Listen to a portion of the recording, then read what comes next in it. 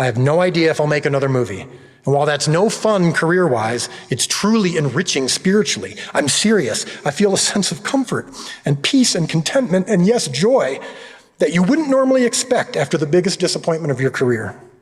And that's what a relationship with Christ does. Joy regardless of happiness, freedom regardless of opportunity. Don't hold on to things too tightly. Realize you're not as smart as you thought you were. It feels good. Trust me.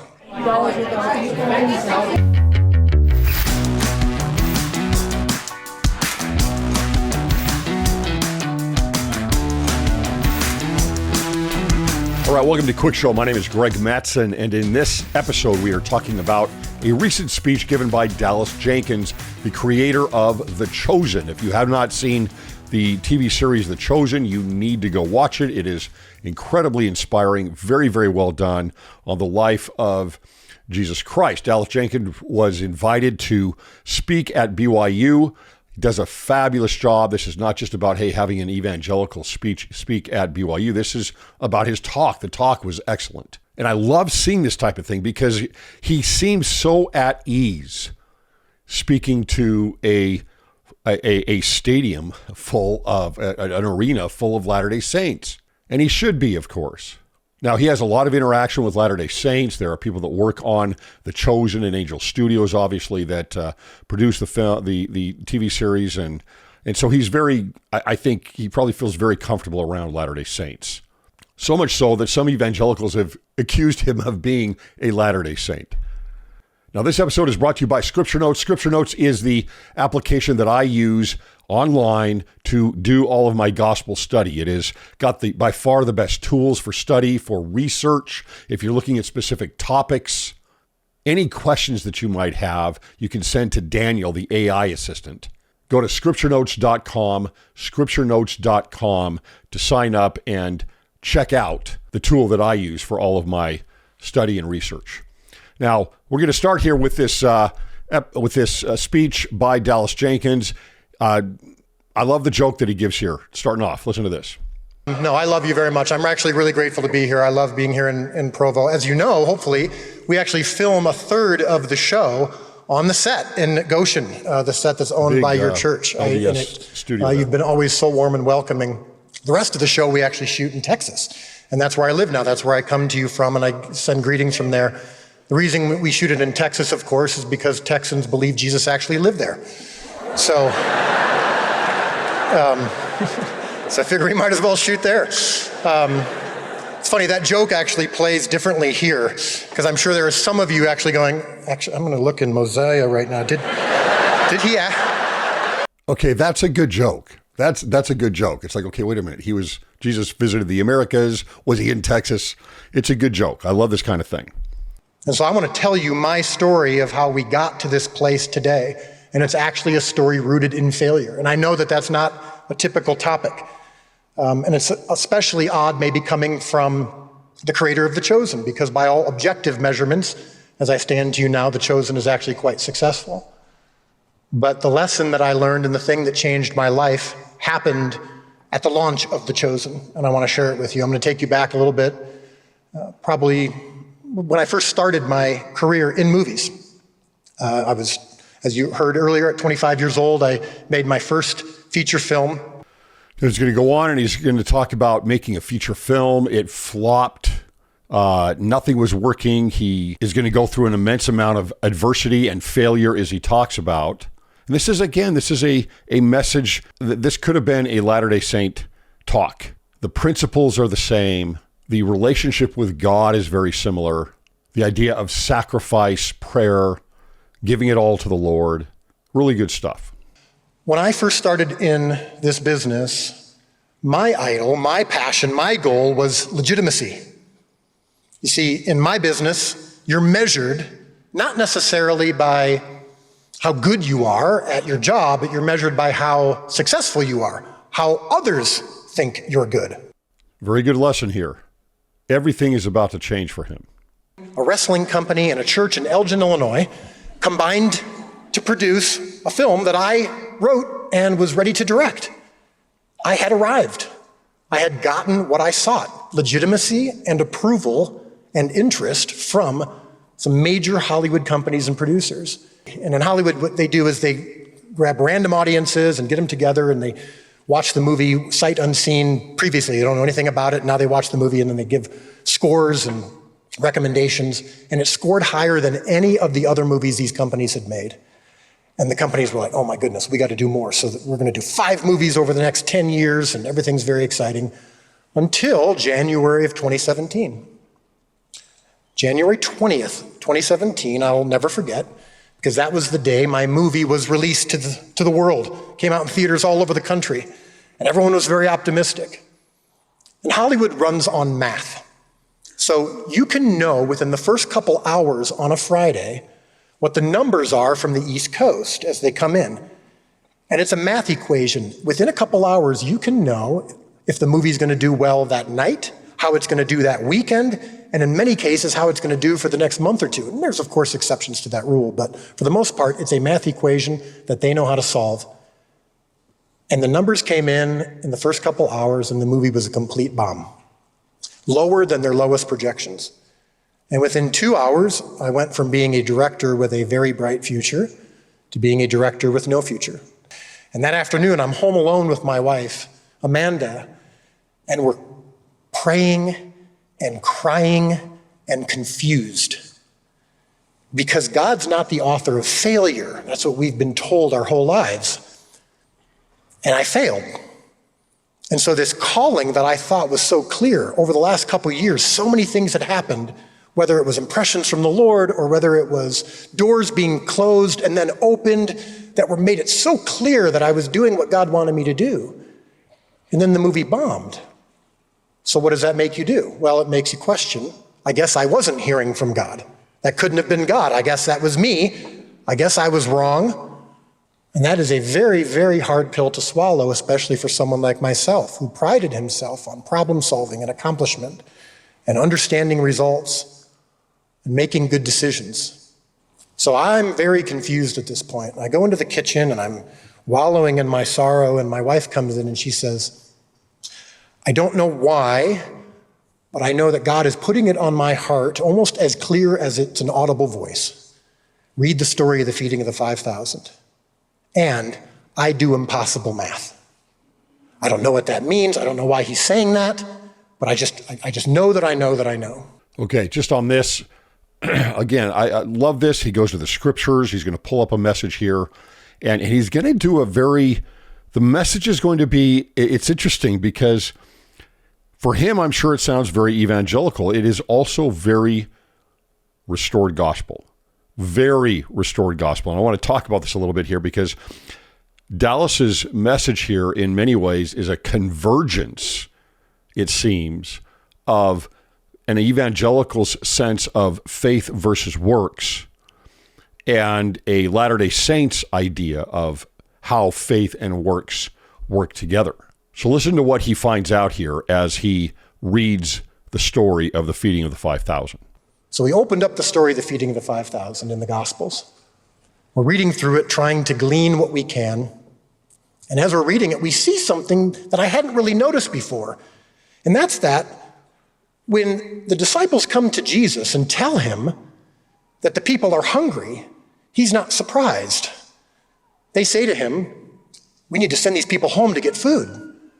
And Jesus says immediately, oh, no, we can't do that. If we send them home, they're so hungry, they'll faint along the way. Now, not only was he not surprised, it was actually his fault. Depending on your theology, he either allowed them to get hungry or he caused them to get hungry, but he's the one who'd been speaking for 3 days. He can see them. He knows that typically they would eat at a certain amount of time, and he's talking through that time, and he got them hungry and desperate. He brought them to the place where the only thing to satisfy their hunger or desperation was him, a miracle. So that was encouraging, and I thought, okay, combined with I do impossible math, which we think that's what God was saying to my wife, this is encouraging. Hollywood operates on math. So what's going to happen is he's brought us to this place of desperation and hunger.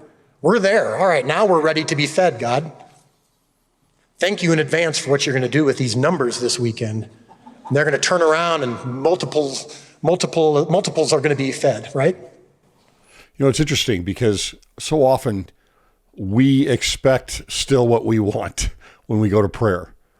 I do this all the time, right? There's an objective that I have. It's what I want. And you pray about it, and you're going to pray usually for what you want. And whereas the objective here should usually be, what does the Lord want? And can I align myself with what he wants? That doesn't mean that we can't pray and ask for his will to, honestly, to agree with ours sometimes. But ultimately, the idea is to mold ourselves to the will of the Father. And that didn't happen. In fact, that night the numbers got worse. It was almost as if God was saying, that's not the message I have for you right now, making it very clear. So now we're just even more confused because the numbers weren't getting any better. So that night, I was up till 4 a.m. doing what I do really well, and that's analyzation, what we call a post-mortem. This is what went wrong, what went right, what can we learn from, how can I make sure this never happens again? Because I don't know if I'm even supposed to be in this business, but if I am, I'm going to make sure that I succeed, and I'm going to succeed by learning from what just went wrong. So I'm writing a 15-page memo. I'm on page 15 of this memo, and it's good. And to be fair, I was accepting blame. I wasn't putting it on anyone else, which is rare in my business. I was saying, you know what? I made mistakes, I made bad decisions, and here's where it went wrong. I was going to send this memo to all the people that I'd worked with. And as I'm working on it, a message pops up on my computer screen. It was from someone that I'd never met. We were Facebook friends, and it came through Facebook Messenger. We'd spoke maybe once a year. A guy by the name of Alex. Didn't say hi, didn't say hello, didn't say heard about your movie. Just literally said, remember, it's not your job to feed the 5,000. It's only to provide the loaves and fish. Okay, so there's a couple of things here that I think should be thought about. I think about this all the time. When we talk about prayer or we talk about the intervention of God in our lives. And it's like, okay, well, if Dallas was praying and his wife were praying, let's say they didn't, would this message have come through Facebook? Did their prayers make a difference to the point where somebody else was touched by this and they sent the message? And then you say to yourself, okay, well, where is God's hand in this? Did he initiate this in response to prayer? Would it have happened anyway as part of a greater plan? I don't know what the whole answer is to this always. I do believe in prayer. And the other thing is if he'd not been in prayer, he and his wife had not been in prayer, would he have understood the message in the same way? Would he have been in tune with God in the same way and understood it and acted upon it? Or would it have been something like, this is just a bother to me right now. I am in the middle of failure. This is not what I want to hear. Just some thoughts. And I honestly looked around for a second because I wondered, has my computer been recording what we've been saying today? Like, who have I told? Amanda and I had been talking about this and wrestling with this and trying to figure out what the feeding of the 5,000 is about for us, and I haven't told anybody. How does he know this? So I responded. I didn't say hi or hello either. I just said, what are you doing up at 4 a.m?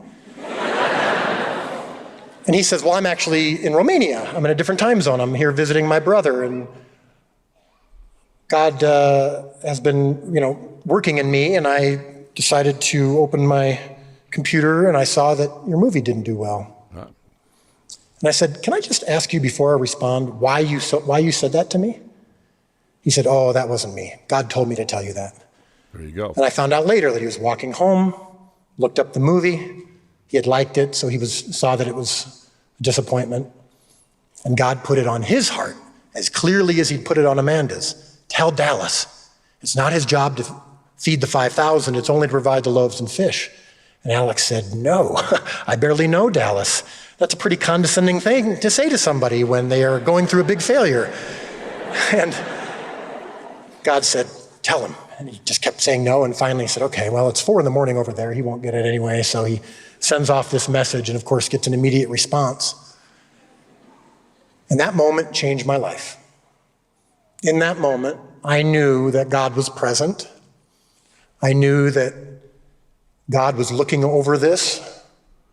I knew that God had indeed probably brought me to that place of failure. And he did indeed have something in it for me. And I wasn't. I really like this message right here. I love the way he's bringing this together. This is a very good talk. It's a great talk. It is, think about the current Bush, right? Who was that? Hubie Brown, I think, that had originally given that talk. Do you get yourself into a position where you are completely humbled? Sometimes we have to be humbled. We don't usually get there ourselves. You're blessed in greater abundance if you can get there yourself, but oftentimes we have to be humbled in order to turn that far to God and take advantage of the blessings that he has to offer us. And this becomes kind of like this wrestle with God. And I love that concept. And I know the wrestling, we see wrestle, and the word is oftentimes used as kind of the embrace, the ritual embrace at the veil, when you see that in the scriptures. But the idea of wrestling with God, I think, is very, very important. And if we are simply passive in receiving revelation or in trying to accomplish something with his assistance, to the point of, well, this is what I'm asking for, am I getting it? Or am I actually working through this? Am I pushing through this? Am I wrestling, in a sense, with God? I think that is something we don't do very well. And we should. Ask the questions. Be upset about something. Be upset about it. Why isn't this working? What is going on? But do it with sincerity and be humble with it. But work it. Work through that. I mean, that's building a relationship. That is how you build a relationship. I wasn't going to find it by writing a 15-page memo or by using any of the tools that I'd learned in college, that I'd learned at business seminars. I wasn't going to be able to solve this and figure this out on my own. Now, I still didn't know what impossible math meant in this case, because success wasn't on the horizon. But in that moment, all I cared about was God's will. So I surrendered. Probably for the first time in my life. I broke down, and I thanked Alex, and I put aside the memo, and I got to a place where I was truly okay with whatever God wanted for me. And so I decided to write something different. That's an important place. Something that I want to read to you now. And I posted this on Facebook. And typically, in my business, when you have a movie or a TV show or whatever that's not doing well, it's similar to a politician. Even if the polls are bad, you always put on a brave face. You always say, well, we understand that the polls may be telling you this, but actually we're doing much better. And it's the same thing in my business. Oh, the numbers aren't good, but people are loving it, and you need to go see it, and yada, yada. It's how we do things. And I said, you know what? No more of that. No more trying to impress. No more trying to convince. I'm just going to be honest. So I'm going to post on Facebook something different than what you'd normally post when your movie's out. So I wrote this, and I think there might be something in it for you. So what do you do when something you poured yourself into just doesn't land? I won't mince words. The Resurrection of Gavin Stone, that's the movie I made, had a very disappointing opening weekend and an even more disappointing day yesterday. Yes, we've gotten good feedback from those who've seen it, and it's had tremendous impact on multiple churches and individuals. And that's the main reason we do these movies. But to be able to make more movies, your movie has to perform, and people on a mass scale need to want to see it. And as much as I can point to multiple factors that impacted the box office, I can't play the blame game. Something I created and believed in and thought would work simply didn't connect on a measurable level. People didn't want to see it in a theater, and I thought that they would, period. So what do you do when that happens in any career path? Certainly sadness is a factor. My wife and I have dealt with that over the last week for sure. Questioning yourself, the future, etc. It's all part of it.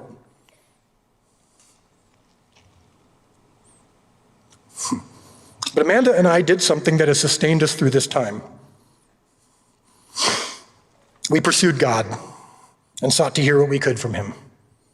And he made it 100% clear to us and through others who felt led to share something with me that I'm only to bring my 5 loaves and 2 fish, and the rest is up to him. And I can honestly say I'm better spiritually right now than I've ever been. For the first time in my life, I would be 100% fine if I couldn't make another movie. That's actually a great place to be in. In my speaking engagements, I often quote my friend and unintentional mentor, the great Phil Vischer. He'd created VeggieTales. Yeah. And he had a similar fall from grace, or at least a disappointment. And he said something at a speech when I heard him, and he said, "Where you're going to be in 5 years is none of your business." And now I'm fully living that out. I have no idea what's next. I have no idea if I'll make another movie. And while that's no fun career-wise, it's truly enriching spiritually. I'm serious. I feel a sense of comfort and peace and contentment and, yes, joy that you wouldn't normally expect after the biggest disappointment of your career. And that's what a relationship with Christ does. Joy regardless of happiness, freedom regardless of opportunity. Don't hold on to things too tightly. Realize you're not as smart as you thought you were. It feels good. Trust me. So I posted that on Facebook, and of course, it became the most engaged with and responded to posts that I'd done. Any of the other projects that I'd posted about were paled in comparison to what I said in this post. And a lot of people mentioned how much it resonated with them because they'd gone through something similar. So here I am now, still left with an uncertain future. So I went back to the drawing board. I had written a script with my co-writer Tyler. So I want to say something here about this. I want you to hear what he's saying, and I want you to understand what I think sometimes some people struggle with sometimes, and that is, this is not a member of the church, and he's talking about an experience with God. We should never discount another person's relationship with God that is from a different religion.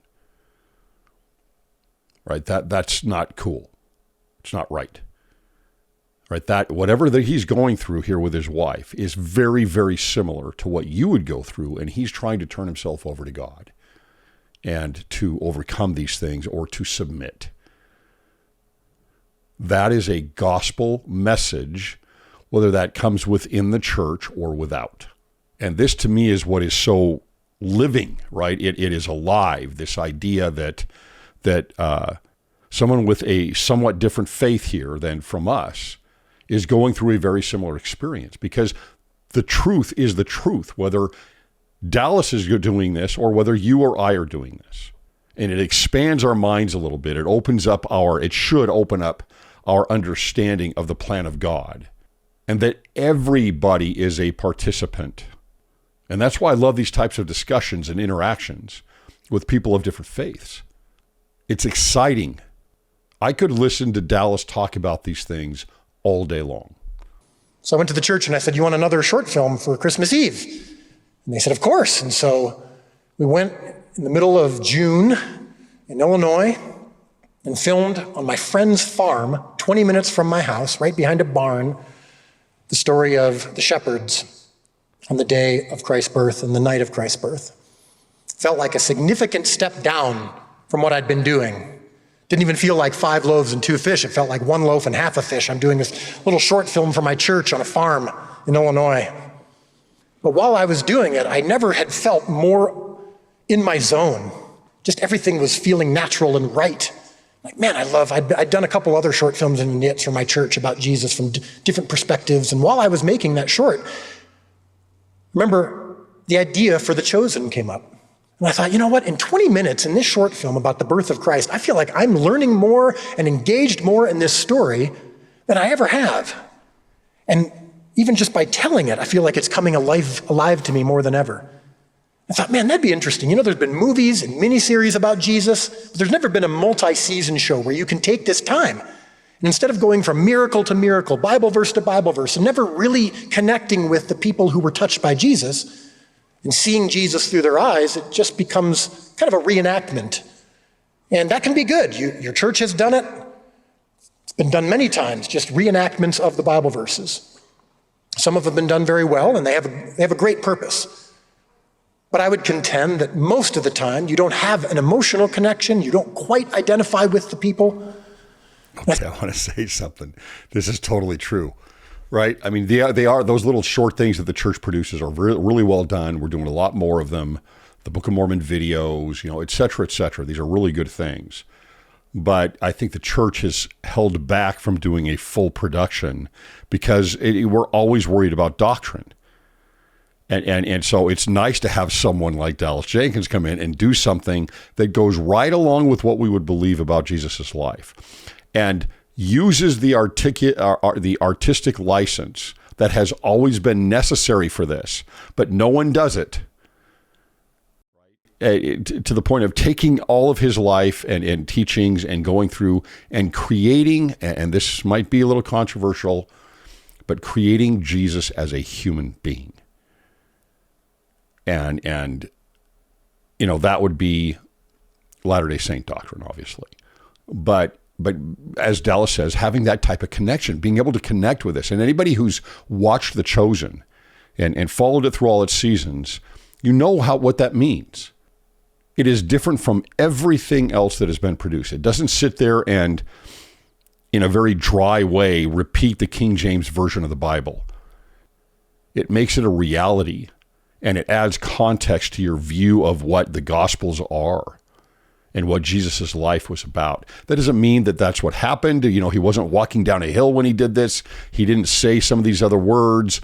Fine. That's not the point of this. The point is to create a connection and a greater understanding of these are real people and real events. I think that's something we're missing in artistic portrayals of Jesus and his followers. So I had this idea for a Jesus show, and of course, no way to make it. There weren't people lining up around the block to do a Jesus project, and certainly not with me, someone coming off of a significant failure. So I didn't think it would happen, but I thought, man, whoever gets a chance to do this, they're going to look smart because I think this is going to work.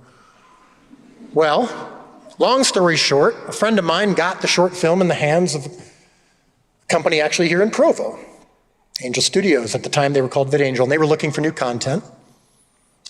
And they saw my short film and loved it, heard my idea for the show and loved it, and said, we want to do your show. And I got really excited. And they said, we want to raise the money through crowdfunding, and I got really depressed. Because crowdfunding rarely works. It's usually what you see on social media. Someone's trying to raise money on their birthday, and the bar never actually quite gets to the end of where their goal is. And then the all-time crowdfunding record was $5.7 million from projects that had big fan bases, and I had no fan base. And I had this little short film that I did on my friend's farm in Illinois. But loaves and fishes, man. Not my job to feed the 5,000. So again, now I want to go right into the idea of works and grace, okay? Because, and I told this to my friend, Pastor Jeff McCullough, after watching this, and I think Pastor, he's here somewhere in one of these front rows here listening to Dallas in this speech. But this is the Latter-day Saint idea of works. He's going over it perfectly. We need to do our part, right? We are to supply the fish and the loaves.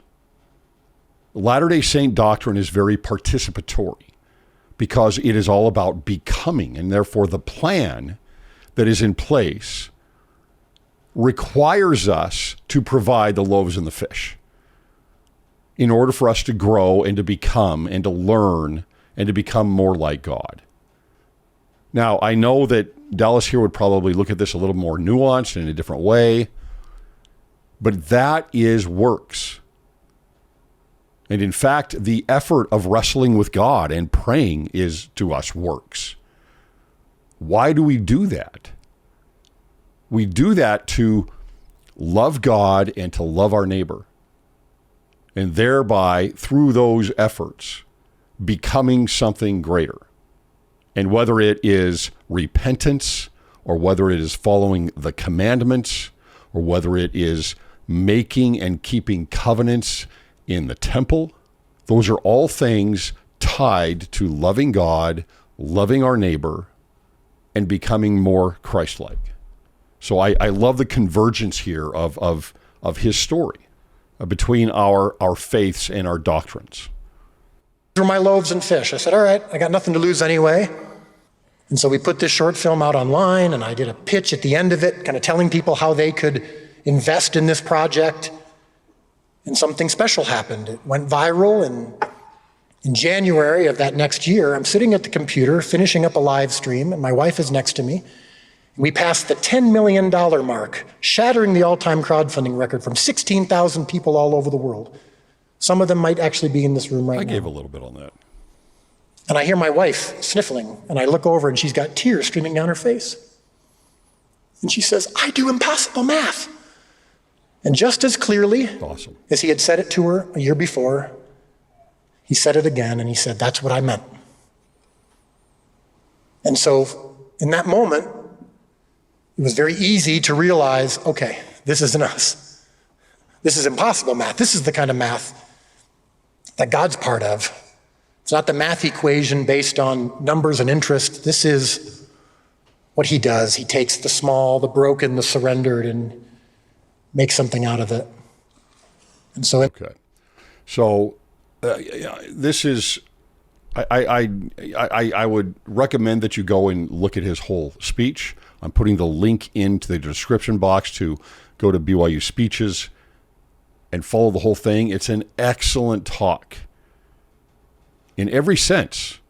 And you can see the laughter and the humor, the attention to the story he's giving, his little autobiography here.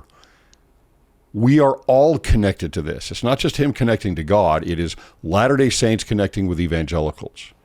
Evangelicals connecting with Latter-day Saints. And this is how it should be done.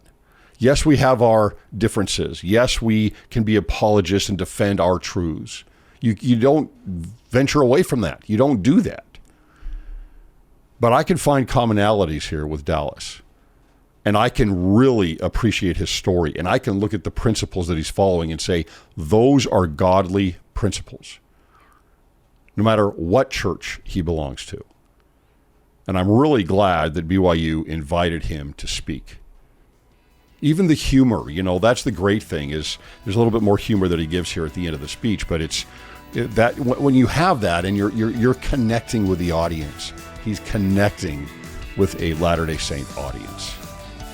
And they're connecting with him. They understand his story. They understand that adversity. They understand being humbled. They understand getting to a point where you have to give everything to God. And that's what I love about this. Thanks for listening.